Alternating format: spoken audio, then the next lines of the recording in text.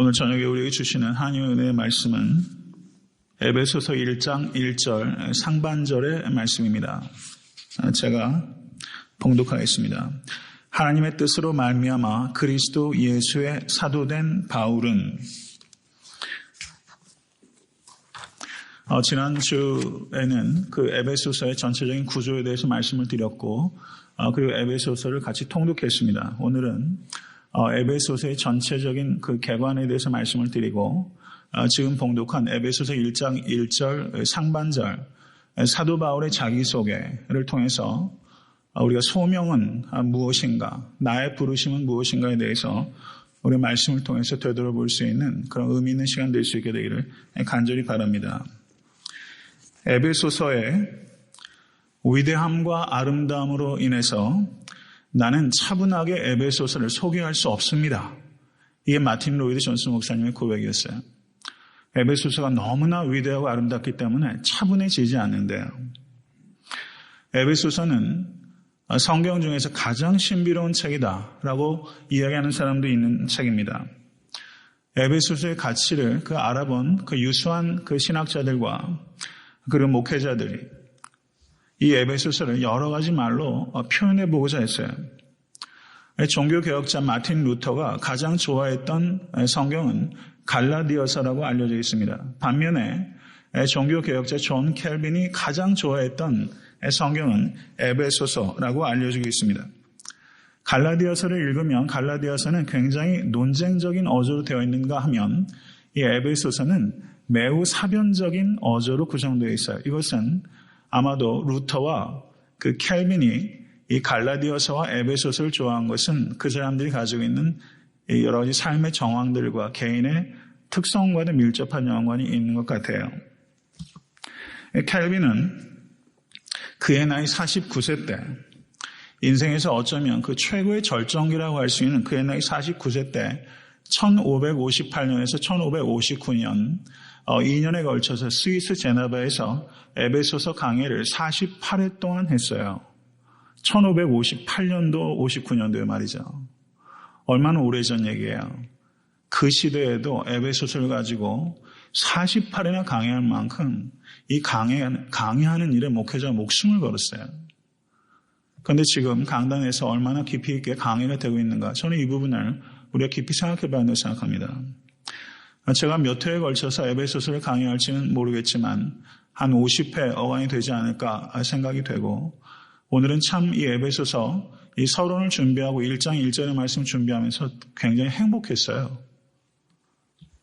이전에 들어왔던 연구의 깊이보다 더 깊이 들어가면서 마치 광산을 채굴하는, 그래서 무엇인가 아주 신비로운 광물질을 꺼내는 그런 광부의 기분이라고나 할까, 조금 과정에서 표현한다면 좀 그런 신비함, 경외감, 이런 걸 가지고 말씀 준비하는데 참 행복했습니다.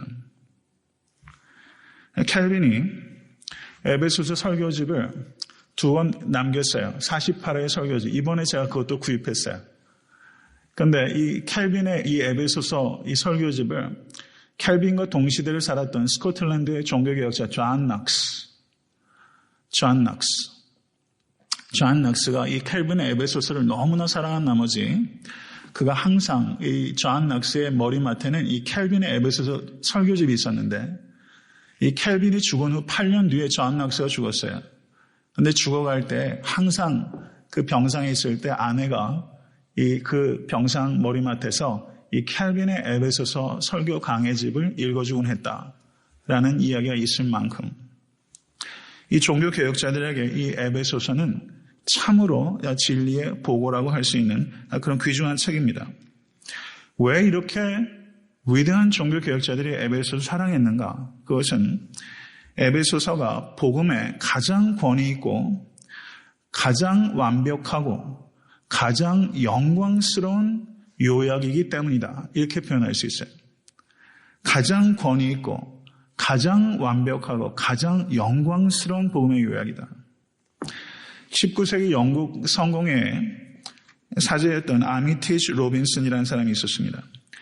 이 사람은 성 바울의 저서 중에 에베소서야말로 백미다라고 표현을 했고, 스코틀랜드의 신학자요 목사였던 윌리엄 바클레이, 이 사람은 제가 굉장히 탐독하는 목회자의 신학자입니다. 이분은 참 좋은 책 많이 썼어요. 그런데 이 윌리엄 바클레이가 에베소서는 바울 서신의 여왕이다. 표현이 근사하죠. 바울 서신의 여왕이다. 그러니까 매주 수요일에 이 여왕 만나러 가는 겁니다. 프린스턴 신학교 학장이었던 J.A. 맥케이라는 사람이 있었어요. 그런데 J.A. 맥케이가 14살 때 에베소서를 읽다가 회심했어요. 14살짜리가 말이죠. 에베소서를 읽다가 회심하면서 이 14살짜리가 뭐라고 얘기를 했냐면 이 책은 내 생명의 은인입니다. 나는 에베소서를 통해서 새로운 견해, 새로운 경험, 그리고 다른 사람들에 대한 새로운 태도를 갖게 되었습니다. 그리스도께서 나의 모든 것의 중심이 되었습니다. 나는 정말로 살아났습니다. 이것이 불과 14살짜리 고백이에요. 그리고 이 맥케이가 신학자가 된 후에 에베소서를 또 이렇게 신학적으로 표현했어요. 에베소서는, 절 따라하세요. 에베소서는 노래하는 진리입니다. 에베소서는 노래하는 진리라고, 이건 정말 탁월한 요약이에요. 에베소서는 음악에 맞춰진 교리다. 이렇게도 표현했어요. 노래하는 진리. 논리로 진리를 표현하는 것이 아니라 노래로 진리를 표현했어요. 로마서를 제가 강의하고 있지만 로마서 한번 보세요. 로마서는 촘촘한 논리예요. 논리로 진리를 표현했다면 이 에베소서는 노래로 진리를 표현한 사람. 그래서 서신서의 퀸, 여왕이다라는 표현은 매우 적절해요. 노래하는 진리예요. 그래서 영광스러운 복음의 제시가 바로 이 에베소를 통해서 이루어지는 거예요. 찬미와 기도가 풍성한 그 서신서. 끝으로 한 분을 더 소개하자면 그 루스 팩슨이라는 분이 있었어요. 이분이 독특하게 에베소서를 표현했는데 에베소서는 그랜드 캐년입니다 라고 표현했어요. 이 그랜드 캐년 안 가본 사람은 이 느낌이 잘 안 오잖아요. 에베소서는 그랜드 캐년이래요. 아주 미국적인 표현이죠. 에베소서는 그랜드 캐년이다. 이 뜻은 아마도 이런 것일 것이다 라고 상상을 해봅니다. 에베소서 안으로 들어가면 끊임없이 이어지는 숨막히는 선명하고 아름다운 진리의 협곡을 만나게 되기 때문에 그 협곡이 어디에서 끝나는지 알 수 없는, 어디서 시작하고 어디서 끝나는지 알 수 없을 만큼 끊임없이 이어지는 이 진리의 협곡을 만나는 것이 에베소서이기 때문에 에베소서는 그랜드 캐년이다. 이렇게 표현하지 않았을까 제가 생각해 봤어요.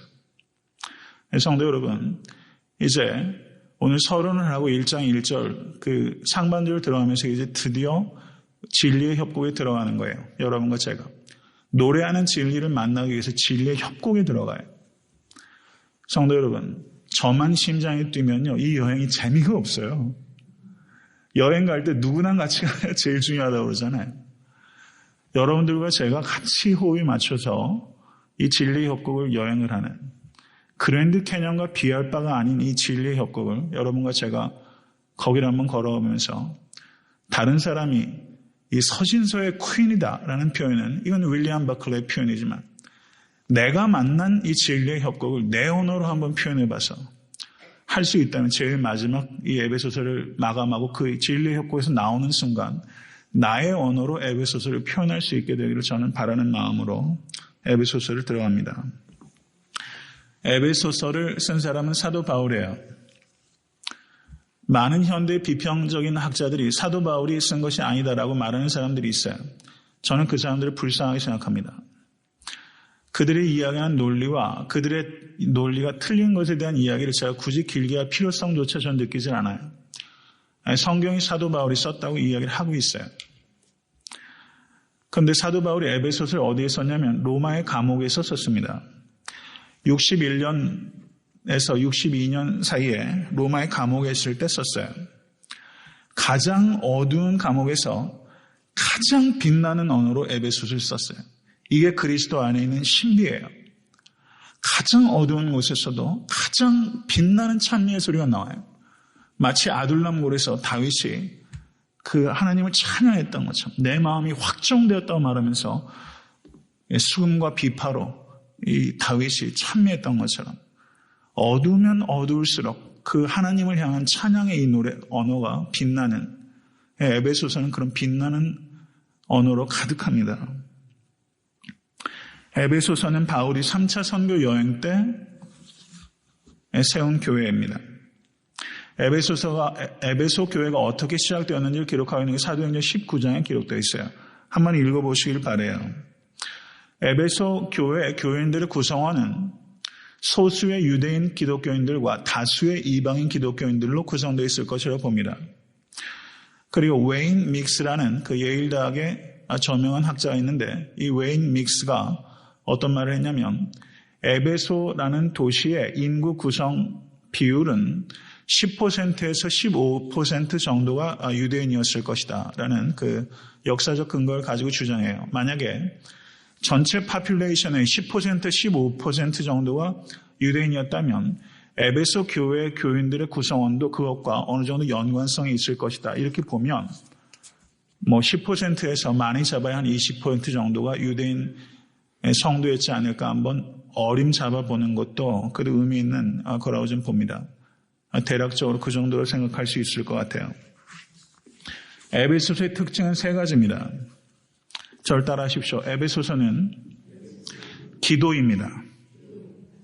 다른 어떤 서신서보다도 에베소서는 기도를 많이 담고 있어요.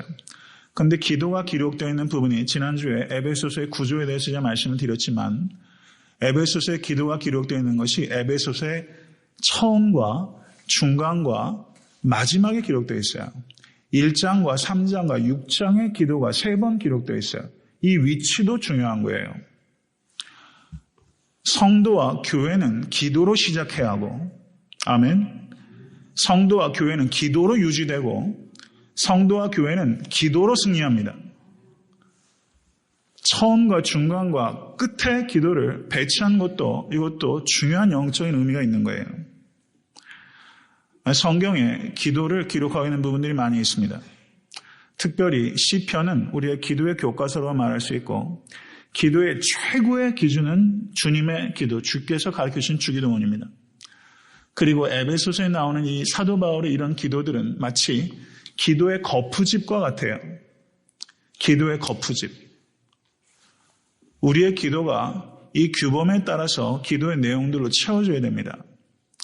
우리의 기도가 사도 바울의 기도, 시편 기자의 기도, 그리고 예수님의 기도를 거푸집 삼아서 본받게 되면 우리의 기도는 이기적인 기도를 벗어날 수 있게 되고 기도의 차원과 깊이와 넓이가 달라집니다. 아멘.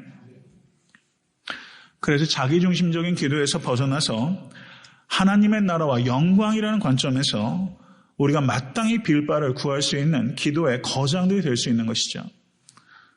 에베소서는 이 기도를 담고 있는 책입니다. 두 번째, 에베소서는, 따라하십시오. 에베소서는 찬송입니다. 첫 번째, 에베소서는 기도입니다. 에베소서는 prayer. 그래, 에베소서는 praise. prayer와 praise가 결합이 되면 뭐가 나오는지 아세요? P로 시작되는 말. power. prayer와 praise가 결합이 되면 파워가 나타나는 거예요. 믿으십니까? 에베소서 1장 3절에서 14절은 삼위일체 하나님께서 하신 일을 praise해요. 찬미해요. 성경 전체에서 이렇게 길고 복잡한 그리스 문장이 없어요. 1장 3절부터 14절까지 우리는 번역을 잘라놨으니까 이게 한 문장이라는 걸 몰라요. 그런데 성경 원은 이게 한 문장이에요. 1장 3절부터 14절까지. 그래서 이 문법학자들은 이 아주 1장 3절부터 14절이 악명 높은 그리스어 문장이에요. 나선형처럼 끊이질 않아요. 부사가 계속 나오고 형사, 형용사, 관계대명사절이 계속 나오고 전치사고 분사구문이 끝이 없이 연결이 되는 아주 나선형의 계단과 같은 3절부터 14절까지 그야말로 희한한 문장이 3절부터 14절이에요. 이것은 우리가 이렇게 볼 수 있습니다. 사도 바울은 삼위일체 하나님께서 우리를 위해서 하신 일을 논리적으로 말하는 것을 포기해버린 거예요. 논리적으로 말하는 것을 포기해버리고 노래가 말이죠. 너무 논리적이면 그게 노래입니까? 노래가 그럴 수 있어요? 사랑의 열병에 빠져버린 사람이 아주 논문 쓰듯이 글을 쓸 수가 있어요? 불가능하죠. 그래서 1장 3절부터 14절 어떤 사람은 마치 광시곡과 같다. 이렇게 표현을 했어요. 광시곡. 삼위일체 하나님께서 나를 위해서 행하신 일, 교회를 위해서 행하신 일에 대해서 사도 바울은 마치 광시곡을 선언하는 것처럼 논리와 문법을 아예 뛰어넘어서 그냥 그 노래와 그 기쁨의 곡조가 그냥 터져 나와서 말이 끊어지지 않는 이 사도 바울의 이 찬미가 연결되어 있는 부분이 1장 3절부터 14절이에요. 저는 이 에베소서의 찬송, 그 praise, 그 praise가 기록되어 있는 부분이 3장 제일 마지막에도 송영이 짧게 기록되어 있습니다. 그래서 어떤 성경학자는 1장부터 3장까지가 에베소서의 전반부인데 에베소서 전반부는 하나님께 드려진 찬송이다 라고 말할 정도로 에베소서는 찬미의 책이다라고 볼 수 있는 것입니다. 성도 여러분, 여러분과 저의 인생이 하나님께 드려진 프레이즈가 될 수 있기를 간절히 바랍니다. 이 사도 바울은 노래하는 사람이었어요. 세 번째로 절 따라하십시오. 에베소서는 교회입니다. 에베소서는 교회예요. 교회에 대해서 에베소서는 성경 어느 권보다도 풍성하게 교회의 은유를, 그리고 교회에 대한 풍성한 묘사를 담고 있고, 그리고 깊이 있는 교회에 대한 신학을 담고 있습니다. 교회를 그리스도의 몸에 비유하고 있어요. 세 차례나. 1장 23절, 4장 12절, 16절에 그렇습니다. 하나님의 처소다라고 말하고 있어요. 2장 19절에서 22절. 그리고 그리스도의 신부다. 교회는 그리스도의 신부입니다. 아멘. 교회가 뭔지 아셔야 돼요. 그래야지 교회 사랑해요. 교회를 멸시해서는 안 됩니다. 왜요? 교회 때문에 그리스도께서 지금도 고통당하세요. 그런데 교회를 지금도 예수님이 뜨겁게 사랑하세요. 우리가 교회 때문에 아파해야지 교회를 멸시해서는 안 돼요. 왜냐하면 주님께서 교회를 그렇게 보지 않아요. 주님은 너무 아파하세요. 그래서 교회는 그리스도의 고통이고 그리스도의 사랑입니다. 그리스도께서 교회를 대하는 태도가 여러분과 저의 태도가 될 수 있게 간절히 바랍니다. 그리고 그 외에도 만물을 충만케 하신 자의 충만이다. 1장 23절. 그리고 하나님께서 만드신 바다, 하나님의 작품이다. 표현하고 있는 것이 2장 10절이에요. 교회의 본질이 무엇인지, 교회의 영광이 무엇인지를 가장 선명하게 말하고 있는 귀중한 책, 그게 바로 에베소서입니다. 요즘같이 교회의 정체성에 대해서 심각하게 고민하는 때가 없는 것 같아요. 정말 고민해야 합니다. 제가 에베소서 수요일날 강의하기로 결정한 가장 결정적인 이유도 정말 애타한테 섬기는 교회가 어떤 교회가 되어야 될 것인가, 이것을 상식이나 아니면 그냥 교회 성장의 관점에서 교회를 그냥 이펙티브하게 교회를 운영하기 위한 어떤 방법론적인 것 말고 정말 성경에서 정의하는 교회가 무엇인가에 대해서 저는 아무리 깊이 있게 고민해도 그것은 과하지 않아요. 그래서 저는 이 부분에 대해서 다시 한번 에베소서를 통해서 여러분과 제가 듣고, 그리고 애타한테 섬기는 교회 그 나침판을 좀 새롭게 교정하는 그런 과정이 좀 필요하다고 봤기 때문에 에베소서를 강의하는 것입니다. 많은 사람들이 교회를 잘 안다고 생각해요. 교회 전문가들이 정말 많아요. 그거 참 희한해요, 저는요. 제가 신학을 준비하면서 철학을 한 게 4년인데, 그리고 신학을 공부한 게 3년, 2년, 8년이에요. 그럼 어지간한 공부, 그냥 철학을 빼도 한 8년 공부했는데, 교회에 대한 전문가가 목회자의 생각을 평신도들이 잘 안 하세요. 다 전문가예요. 우리가 교회가 뭔지에 대해서 정확히 알아야 됩니다. 공부한 연한이 오래됐다고 교회를 안다. 저는 그렇게 생각하진 않아요. 하나님을 사랑하고 성경을 사랑하고 그리고 성령에 민감한 사람이 교회를 알죠. 정말 교회가 뭔지를 여러분과 제가 깨달아 알 수 있게 되길 간절히 바랍니다. 교회는 하나님의 영광을 위해서 존재합니다. 아멘. 그리고 교회는 영혼을 찾기 위해서 존재합니다. 이 두 가지예요. 그것을 위해서 하나님께서 직접 만드신 공동체예요. 사람이 만든 공동체 아닙니다. 교회를 개척해야지. 그리고 개척 멤버들이 모여서 피상적으로 볼 때는 사람이 한 것 같지만 교회는 하나님께서 세우신 공동체예요. 우리의 필요를 위해서 우리가 만들고 우리가 운영하는 기관이 결코 아닙니다. 하나님의 공동체입니다. 이것을 기억하실 수 있는 여러분과 제가 될 수 있게 간절히 바랍니다. 이 세상은 어둡고 악합니다. 한국에서 오늘 벌어진 일들만 해도 악취가 진동해요. 참 저는 너무 안타까워요. 미국에서 대형 사고들 많이 나잖아요. 제가 공부할 때도 로드아일랜드에서도 무슨 어디에서 막 불이 나가지고 막 수십 명 죽었어요. 미국은 난리가 나면 영웅이 나와요. 일부러 영웅을 만드는 건 아니겠죠. 그런데 일 처리하는 거 보면 뭔가 미국 사회는 이게 질서가 있고 위기 때 사람들이 뭉치고 뭔가 마음에 오래 담을 만한 그런 소중한 이야기들이 나오고 하는데 한국은 대구에서 지하철로 사람 죽어도 뭐가 개선되는 게 없고 이렇게 배로 사람이 수백 명씩 죽은 게 이번만이 아니잖아요. 그럼 뭐가 개선되는 게 없고 매번 똑같은 일, 이런 일들이 벌어지게 되면 참 낙심하게 됩니다. 악하고 어두운 세상에 교회가 어떻게 존재해야 되는가? 이것에 대해서 사도 바울은 에베소서에서 우리에게 그 답을 주고 계세요. 교회가 문제가 많아요. 그럼 교회가 문제가 많다는 것을 진단해야 되는데 그 진단을 우리가 에베소서를 통해서 진단할 수 있습니다.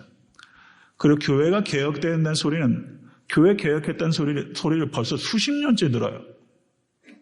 한국 교회 개혁된다는 얘기가 수십 년째. 그러니까 개혁 피로 증후군이 생긴 것 같아요. 교회가 회개해야 된다는 얘기 수십 년 됐는데 회개를 안 하나 봐요, 아직도. 그러니까 피곤해요. 말만 있어요. 참된 교회의 원동력을 이 에베소서에서 찾아야 합니다. 그래서 이것을 정말 애타한테 섬기는 교회가 이 에베소를 통해서 정말 이 하나님의 말씀을 듣고 정말 교회다운 교회. 저는요, 교회 앞에 무슨 수식어를 많이 붙일 필요 없어요. 그냥 교회가 되면 되는 거예요. 말씀대로만 교회가 되면 하나님의 역사가 나타날 줄을 믿습니다. 우리에게 지도가 어디 있어요? 말씀과 성경과 성령이시죠. 그 외에 다른 지도 없습니다. 이 지도 따라가서 심플하게 말씀 읽고 기도하고 순종하면 교회 될 줄로 믿습니다. 에베소서의 구조와 주제에 대해서 간략하게 말씀을 드리죠. 1장부터 3장은 절 따라하세요. 성도의 구원. 1장부터 4장은 따라하십시오. 성도의 삶. 간략하게 말하면 에베소는 두 부분으로 나눠져요. 성도의 구원에 대한 교리적인 가르침, 성도의 삶에 대한 실천적인 권면, 이게 에베소서의 구조예요. 그런데 사도 바울은 항상 이런 구조에 따라서 서신을 써요. 갈라디아서 1장부터 4장까지는 교리적인 가르침, 5장부터 6장은 실천적인 권면, 로마서 1장부터 11장은 교리적인 가르침, 그리고 12장부터 16장까지는 실천적인 권면. 기독교 윤리, 기독교인의 삶은 항상 교리가 그 기초에 있는 거예요. 교리가 있어야 돼요. 교리가 도구마가 돼서 교조가 되면 안 되지만 교리에 대한 지식이 없으면 안 돼요. 특별히 한국교회의 아주 취약점은 교리가 없다는 사실입니다. 깊이가 없어요. 여기에 문제가 있어요. 설교가 풍성하고 말씀이 홍수가 났다. 전 그렇게 절대 보여주지 않습니다. 1500년대 그 존 켈빈이 그 강의해놓은 책을 한번 보세요. 그 책을 읽고서 현대의 목회자 저는 부끄러워한다고 생각해요. 500년도 저전에 컴퓨터가 있기래요. 도서관이 지금과 변줄바가 되기를 해요. 박사학위 논문들이 이렇게 막 축적이 됐기를 합니까? 그런데 이 존 켈빈이 쓴 기독교 이 에베소서의 강해, 그 500년도 전에 썼던 그 강해들을 봐도 저는 정말 목회자들이 부끄러움을 느껴야 된다고 생각이 되고 오늘도 많이 부끄러웠어요. 제 자신이 사실은. 많이 부끄럽더라고요. 깊이가 필요합니다. 깊이는 내가 깊이를 추구해야 얻어요. 깊이를 추구하지 않으면 깊이 절대 못 얻습니다. 모쪼록 에베소서의 강의를 통해서 우리가 말씀의 깊이를 얻는 것은 지식을 위해서가 아니에요. 순종하기 위해서입니다. 지식 자체가 목적이 아니에요. 알을 통한 삶이 목적이에요. 그런데 알미 기초가 약하기 때문에 삶으로 이루지 못해요. 이 부분은 목회자의 책임이 제일 큽니다. 전반부를 저는 이렇게 오늘 요약을 해봤어요. 전반부 3장까지가 성도의 구원에 대한 것, 4장부터 6장이 성도의 삶에 대한 것인데, 전반부는 하나님께서 우리의 영혼을 위하여 하신 일, 4장부터 6장은 우리가 하나님의 영광을 위하여 해야 할 일. 아멘. 근사하죠? 저도 제가 만들어 놓고 너무 근사한 거예요. 1장부터 3장은 삼위일체 하나님께서 우리의 영혼을 위해서 하신 일에 대한 교리. 4장부터 6장은 구원받은 성도가 하나님의 영광을 위하여 해야 할 일에 대한 권면. 이렇게 분류하면 틀림없습니다. 이제 1장 1절 상반절을 강의합니다. 하나님의 뜻으로 말미암아 그리스도 예수의 사도된 바울은, 여기에서 그 에베소서를 누가 보내고 에베소서를 누가 받는지가 1장 1절에 기록되어 있는데, 저는 오늘 이 사도 바울이 자기를 어떻게 소개하고 있는지에 대해서 말씀하고 있는 겁니다. 성도 여러분, 자기 자신을 어떻게 소개하고 계세요? 어떻게 소개하고 계세요? 나의 자기소개가 하나님의 뜻과 다 연관이 될 수 있게 되기를 바라요. 나는 어느 집에서 살고 얼마나 돈이 있고 학교는 어디 출신이고 내가 아는 사람들은 누구고 그렇게 소개하는 것 말고요. 그것들이 의미 없다는 뜻이 아닙니다. 그런데 정말 중요한 거는요. 다 하나님과 연관이 돼서 나를 소개하면 좋겠어요. 나머지는 사실 그렇게 중요한 거 아니지 않습니까? 여기에서 사도 바울은 자기를 어떻게 소개하고 있냐면 성경 원어로 분석을 하면 이렇다는 겁니다. 사도 바울은 나는 사도입니다. 이걸 얘기한 거예요. 사도다. 사도가 성경 원어로 아포스톨로스입니다. 그런데 사도란 뜻이 세 가지의 의미가 있어요. 이것을 조금 상세하게 제가 말씀을 드려야 될 필요를 느낍니다. 사도란 뜻은 첫째, 보내심을 받은 자라는 뜻입니다. 요한복음 13장 16절은 내가 진실로 진실로 너에게 이르노니 종이 상전보다 크지 못하고 보냄을 받은 자 아포스톨로스가 보낸 자보다 크지 못하니, 보냄을 받은 자가 아포스톨로스, 사도예요. 그러면 하나님께서 예수를 세상에 보내셨고 예수께서 성도를 세상에 보냈습니다. 믿으세요? 이건 굉장히 중요한 가르침이에요. 우리는 세상에 보내진 자입니다. 그런 의미에서 모든 성도들이 아포스톨로스예요. 이것이 사도라는 뜻의 가장 광의 넓은 의미가 나도 사도예요. 그런 의미에서는 우리도 사도예요. 그것이 첫 번째 뜻입니다. 두 번째는 교회의 사도들입니다. 고린도후서 8장 23절에 디도로 말하면 나의 동무여 너희를 위한 나의 동역자여, 우리 형제들로 말하면 여러 교회의 아포스톨로스 사자들이요 그리스도의 영광이니라. 여기에서도 아포스톨로스라는 말이 등장해요. 여기에서 이 아포스톨로스는 교회의 사도들이에요. 교회가 파송한 사람들이에요. 교회가 만약 지교회를 설립해서 여기서 누군가를 파송하면 그 사람이 아포스톨로스. 교회에서 우리가 선교사를 파송을 하면 그분이 애타한테 섬기는 교회 아포스톨로스예요. 교회의 사도라는 표현이 있습니다. 그런데 아까 말씀드렸던 대로 보내심을 받은 자, 곧 성도 전체를 의미하는 사도, 교회의 사도. 그런데 사도 바울은 이 두 가지 의미를 얘기한 게 아니에요. 나는 그리스도 예수의 사도입니다. 그리스도 예수의 사도예요. 그리스도 예수의 사도는 예수님의 12제자, 가룟 유다가 빠지고 마띠아가 들어갔죠. 12제자, 그 다음에 사도 바울, 예수님의 형제 야고보, 이렇게 14명을 지칭하는 때, 그때 그리스도의 사도라는 표현을 써요. 그리스도의 사도. 이들은 예수님의 공생의 사역을 지켜봤던 사람이거나 혹은 적어도 부활의 주님을 만났던 사람, 예수님으로부터 임명되고 권위가 주어진 사람, 그리고 가르침을 위해서 특별한 성령의 영감을 받은 사람, 이런 사람들이 그리스도의 사도, 아포스톨로스 예수 그리스도, 예수 그리스도의 사도입니다. 그러니까 예수 그리스도의 사도는 지금 존재합니까? 존재하지 않습니까? 존재하지 않아요. 그리스도의 사도라고 말하는 사람은 다 뻥해요. 그건 성경을 모르는 비성경적이고 그리고 이단적일 수 있어요. 그리스도의 사도는 없어요. 에베소서 2장 20절에 너희는 사도들과 선지자들의 터 위에 세우심을 입은 자라. 너희는 사도들과 선지자들의 터 위에 세우심을 입은 자라. 선지자는 하나님의 패란 말이 입이란 말입니다. 하나님의 입이에요. 선지자를 통해서 계시가 내렸죠. 사도들을 통해서, 그리스도를 통해서, 사도들을 통해서 계시가 완성됐어요. 신구약 성경 계시의 완성입니다.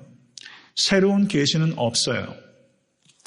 여기에서 사도들과 선지자의 터 위에 세우심을 입었다는 말은 기초를 쌓으면 건물이 올라가죠. 건물을 계속 쌓아요. 그런데 이 기초를 다시 할 수 있습니까? 못해요. 사도와 선지자들의 교회의 터예요. 그 위에 세워졌어요. 기초를 다시 쌓을 수 없는 것처럼 사도와 선지자를 통한 하나님의 직접적인 계시, 새로운 계시는 더 이상 존재하지 않고 필요하지 않습니다. 왜냐하면 예수 그리스도의 십자가로 하나님의 구원은 완성됐기 때문입니다. 거기에 무엇을 덧붙일 수 없어요. 거기에서 무엇을 뺄 수 없어요. 그럼 예수 그리스도의 죽음을 헛되게 하는 것이다 라고 갈라디아서 2장에서 말씀하고 있지 않습니까? 예수님은 구원의 완성이세요. 율법의 행위나 어떠한 새로운 계시가 더 덧붙여질 수 없어요. 예수 그리스도는 율법의 완성입니다. 믿으십니까? 그래서 여호와의 말씀이 내게 임하여 말하기를, 만약에 어떤 목회자가 그렇게 얘기를 한다면 그것은 철저하게 잘못된 거예요. 여호와의 말씀이 내게 임하여 말씀한다, 이렇게 말하면 안 돼요. 혹시 그분이 신학적인 수련이 잘못돼서 부족해서 실수로 무지의 결과로 그렇게 말할 수 있어요. 그러면 그런 목회자들이나 이야기하면서 그런 것들이 교정이 돼야 돼요. 새로운 계시의 통로가, 나를 통해서 하나님이 새로운 계시의 통로고 내가 쓰임받고 있다, 이렇게 말할 수 없어요. 그러면 목회자는 어떤 역할을 하는가? 새로운 계시의 통로로서가 아니라 완성된 계시를 해석하는, 강의하는 일들이 목회자에게 주어진 사명이에요. 이것을 분별하셔야 됩니다. 목회자는 완성된 계시를 철저하게 강의하는 사람이에요. 성경에 없는 얘기, 성경과 부합하지 않는 뭔가 특별한 얘기들, 새로운 계시들, 성경에 전혀 없는 얘기들, 그리고 하나님으로부터 새로운 계시를 받아서 여호와께서 내게 임하여 내가 말하는데, 이렇게 말하는 것 매우 위험하고 타당하지 못해요. 이것을 우리가 깊이 생각해야 됩니다. 제가 이렇게 말하고 싶은 유혹을 안 느끼게 좀 여호와의 말씀이 내게 임해서 안선홍 목사가 말합니다. 목회자는 이런 유혹에 좀 빠질 수 있어요. 그러면 자기를 쫓게 만들죠. 그리고 사람들이 그런 데 쫓아다녀. 왜요? 무서우니까. 혹시나 하는 마음에. 이런 부분들이 있는 거예요. 목회자의 책임은요, 철저하게 그 말씀을 강의하는 것이고, 그리고 말씀을 강의하는 순간에도 철저하게 성령님을 의지하는 겁니다. 자기 지식을 의지하지 않고 철저하게 성령님에 의지해서 성경 안으로 들어가는 거예요. 그럼 하나님의 성령의 놀라운 영광과 능력을 경험합니다. 정말 능력은 순종의 능력입니다. 믿으십니까? 사도 바울께서 나는 사도다, 나는 아포스톨로스다, 이렇게 말했는데 아포스톨로스를 두 가지로 설명하고 있어요. 그리스도 예수의 아포스톨로스다. 두 번째, 하나님의 뜻으로 된 아포스톨로스다. 이 두 가지입니다. 사도 바울께서 이렇게 자신의 사도권을 설명한 것은 자기가 사도라는 것을 자랑하려는 게 아닙니다. 그리스도 예수의 사도다 라고 말했습니다. 이 말은 내가 사도가 된 것은 사람으로부터 받은 것이 아니다. 누가 중간에 사람이 매개가 돼서 내가 사도로 임명받은 것이 아니다. 나의 사도권은 다메섹 도상에서 만난 예수 그리스도로부터 직접 온 것입니다. 이렇게 사도 바울께서 말씀하시는 거예요. 그리스도 예수의 사도다라고 했을 때 여기에 나오는 이 소유격, 그 제너텟, 이 소유격은 세 가지로 해석할 수 있어요. 성경은 왜 이렇게 깊이 들어가나 이렇게 말씀하실 수 있죠. 그런데 성경 원어에서 이 소유격의 의미는 굉장히 풍성해요. 제가 배운 바로는 이 소유격의 이 용례가 거의 한 30가지 정도로 분류할 수 있어요. 디테일하게 분류하자 보면. 여기서 보면 그리스도 예수의 여기 그리스도 예수의 사도다라는 말은 내 주인은 그리스도 예수입니다. 이런 뜻이에요. 내 소유권은 그리스도 예수께서 가지고 계십니다. 둘째, 그리스도 예수의 사도다라는 말은 나는 사도란 말이 보내심을 받은 자라는 뜻이니까 그리스도 예수의 사도란 말은 나를 보낸 사람 누구예요? 그리스도 예수예요. 그러면 보냄을 받은 자는 누구를 대표합니까? 보낸 사람을 대표해요. 나는 그리스도 예수를 대표하는 사람으로서 사도입니다. 그래서 에베소서 6장 20절에 이를 위하여 내가 쇠사슬에 매인 사신이 된 것은 그리스도 예수께서 보내신 그리스도를 대표하는 사람처럼 나는 사도직을 감당합니다. 이런 뜻이 있는 겁니다. 세 번째, 그리스도 예수의 사도라는 말은 나는 이 사도직의 오리진이 그리스도 예수란 말을 제가 드렸어요. 그러면 사도직은 어떻게 감당하느냐? 사도직을 감당할 수 있는 능력도 그리스도 예수께 주시는 거예요. 여기에 그 뜻이 있는 거예요. 사랑하는 성도 여러분, 교회에서 직분자들 말이죠. 장로님들은 안수받은 직분자들이에요. 그렇죠. 그러면 그 기본도 하나님으로부터, 감당할 수 있는 능력도 하나님으로부터, 목회자도 내가 목사라는 것이 하나님으로부터 온 것이다. 그리고 이것을 감당할 수 있는 힘도 하나님으로부터 온다. 라는 생각을 해야 교만해지지 않고 낙심하지도 않아요. 이것은 우리가 그대로 적용할 수 있어요. 나는 사도 바울만 부르심 받았습니까? 나는 부르심 받은 성도입니다. 믿으세요? 그럼 세 가지를 그대로 적용하면 저를 따라 하십시오. 나는 예수님의 소유요, 예수님의 사신이요, 예수님의 능력으로 삽니다. 이 의미를 거기에 적용할 수 있죠. 성도 여러분, 신앙교육은요, 기억하는 거예요. 출애굽을 기억하라. 이게 유대인들의 교육이죠. 기억해야 살 수 있어요. 하나님의 뜻으로 말미암아 사도되었다. 하나님의 뜻, 셀레마토스 투세오, 하나님의 뜻으로 말미암아 사도가 되었어요.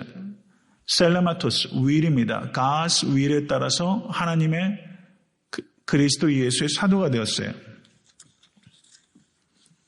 이 말은 사도 바울께서 고린도 전서 15장 9절에 나는 사도 중에 지극히 작은 자다라고 말했습니다. 에베소 3장 8절에 나는 모든 성도 중에 지극히 작은 자보다 더 작은 자다.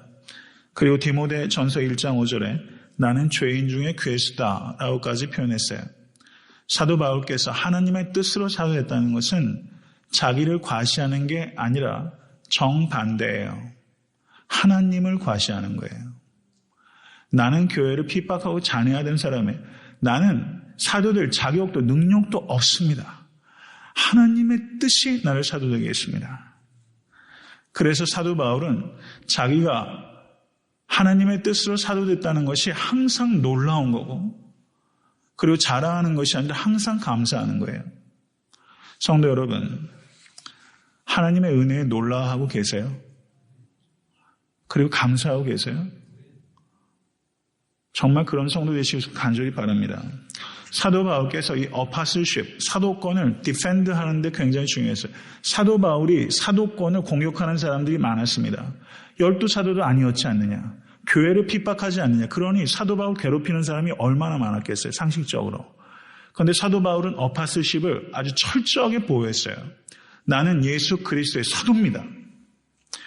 그런데 여기에 중요한 포인트예요. 사도 바울이 나는 예수 그리스도의 사도입니다 라고 얘기하는 것은 나는 사도니까 사도 대접 좀 하시오. 그러기 위해서 나는 사도라는 것을 지킨 게 아니라 나는 사도입니다.